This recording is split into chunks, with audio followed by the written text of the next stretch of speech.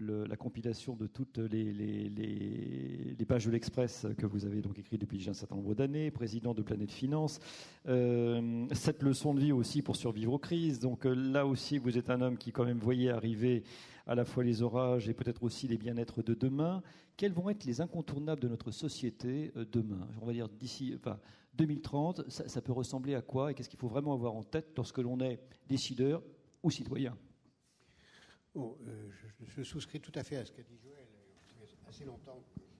Ça fait assez longtemps que nous dialoguons pour être assez souvent ou presque toujours sur la même longueur d'onde.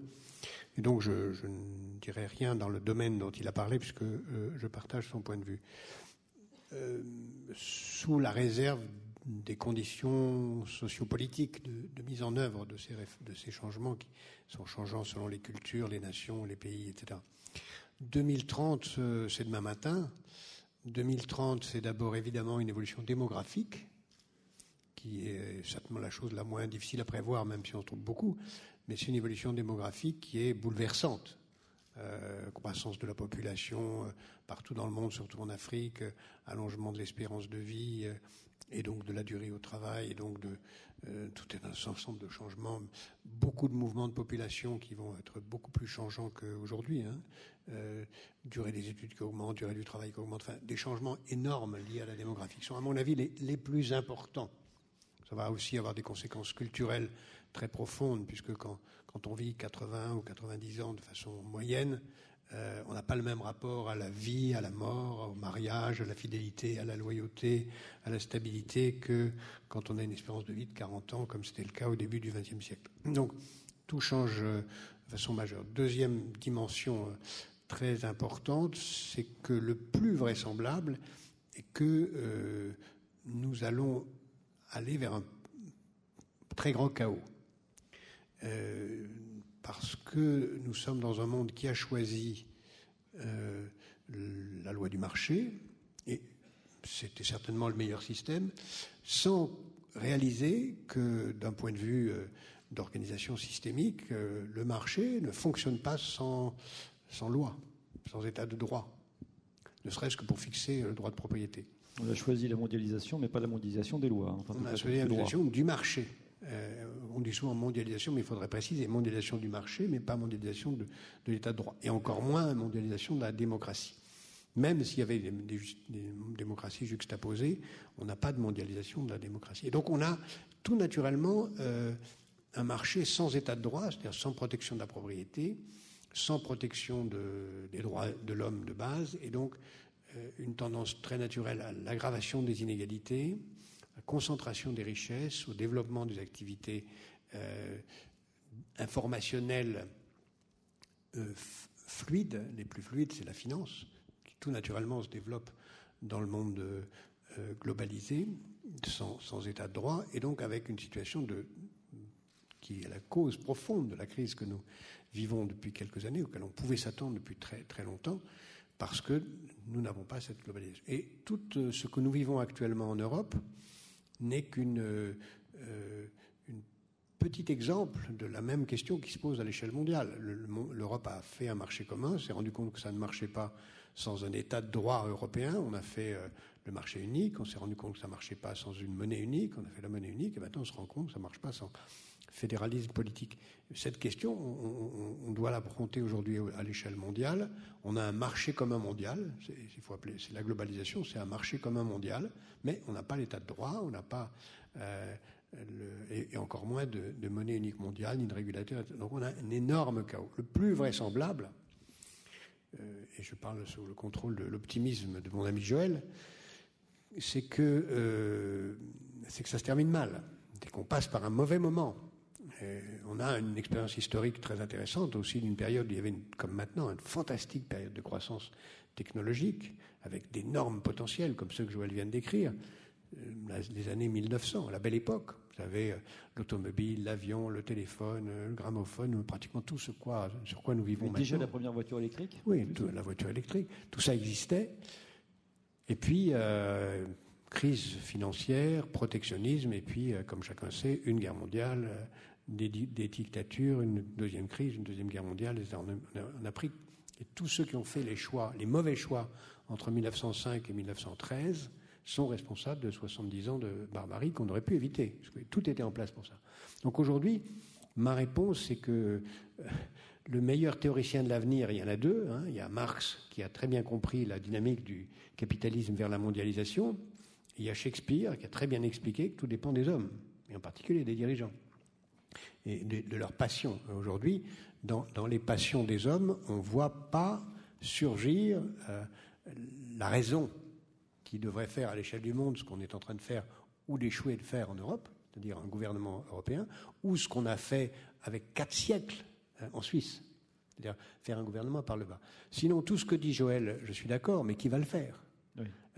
Qui va casser les systèmes monopolistes, qui va s'opposer au monopole en France de certains réseaux énergétiques, surtout la question que Joël a évoquée, dans notre pays, qui est une nation centralisée, monarchique, féodale, qui en a gardé la culture et qui se retrouve dans la culture énergétique, alors que justement, nous sommes en train de passer à une civilisation nomade, décentralisée, individuelle, qui sont des relations d'altruisme rationnel d'individu à individu, qui sont exactement le contraire de l'idéologie féodale française, monarchique et féodale. Donc nous sommes, en plus, nous, Français, moins bien placés que d'autres dans le changement culturel immense qui est en train de se produire. Ça ne veut pas dire qu'on a perdu d'avance. Ça veut dire que l'ADEME, avec son histoire, avec son avenir, doit jouer un rôle très important dans le changement idéologique qui se joue. Si j'ajoute à cela que la crise, qui malheureusement ne fait que commencer, va entraîner certainement... D'ailleurs, pardonnez-moi, mais c'est vrai que vous l'aviez dit déjà en 2008. Depuis 2007, je dis qu'on est dans une crise pire que 29, et malheureusement, je regrette d'avoir raison. Et comme on va voir maintenant un ralentissement économique fort qui va faire baisser le prix des matières premières, y compris les matières premières énergétiques, c'est une mauvaise nouvelle. C'est une mauvaise nouvelle pour les finances publiques, donc pour les investissements publics. Et pour le carbone. Et c'est une mauvaise nouvelle pour le carbone. C'est pourquoi je crois qu'aujourd'hui, il est très important de faire comprendre le lien qu'il y a entre le changement énergétique et la croissance. Trop souvent, on présente le changement énergétique comme un frein à la croissance. Alors qu'en réalité, le changement énergétique est un facteur de croissance. Et réciproquement, trop souvent on dit que la croissance est un ennemi de l'efficacité énergétique. Alors que c'est exactement l'inverse. Ce n'est pas la croissance qui pollue, c'est la production.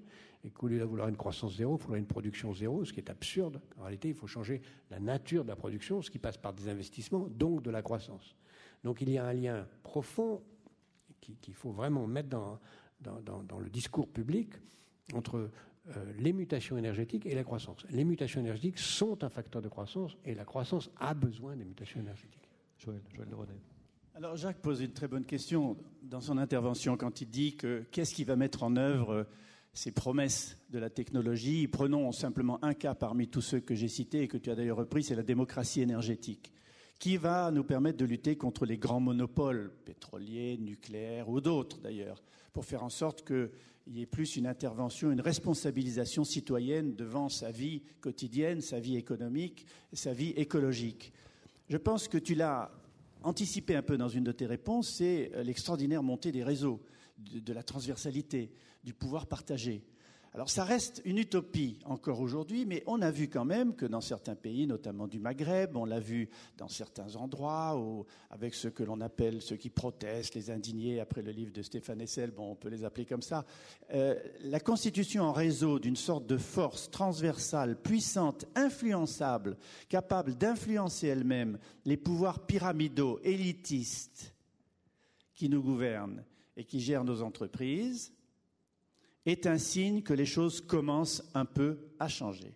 Là, ce n'est pas un excès d'optimisme de dire que ce nouveau pouvoir en réseau, ce pouvoir transversal, il n'y a pas de leader. Alors vraiment, là aussi, on peut se poser la question, qu'est-ce qui va décider? Puisque l'arbitrage, la décision doit se prendre à quelques-uns, dans un cabinet ministériel ou à une présidence. Mais néanmoins, de plus en plus, ce pouvoir pyramidal, et tu as eu tout à fait raison de dire qu'en France, jacobin, centralisé, typiquement pouvoir pyramidal, taylorien même, nous sommes en train de vivre cette révolution que l'on a vécue avec l'Internet et que nous sommes en train de vivre dans la création musicale, la création artistique, la création cinématographique. Eh bien, pourquoi allons-nous pas la vivre dans la création et le partage énergétique?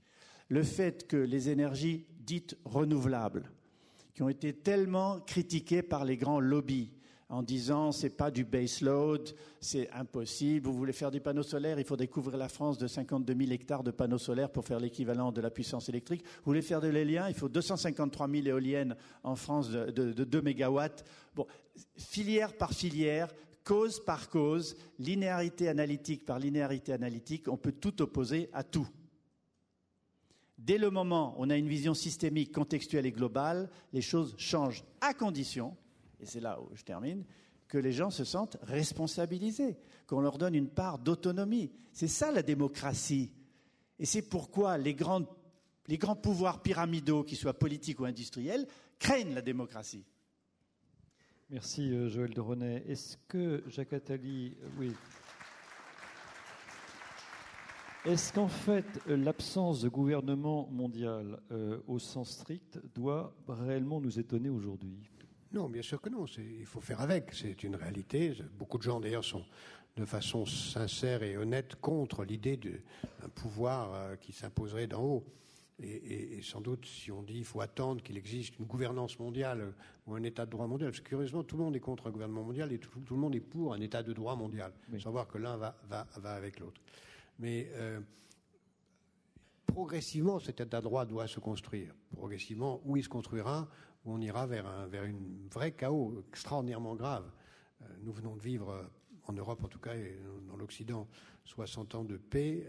C'est une parenthèse, si nous n'y prenons garde, puisque c'est la première fois dans l'histoire, depuis au moins 1000 ans, que nous avons vécu une période si pacifique sur notre continent. Donc il ne faut pas prendre ça comme définitif. Si nous n'y prenons garde, ceci se terminera vite.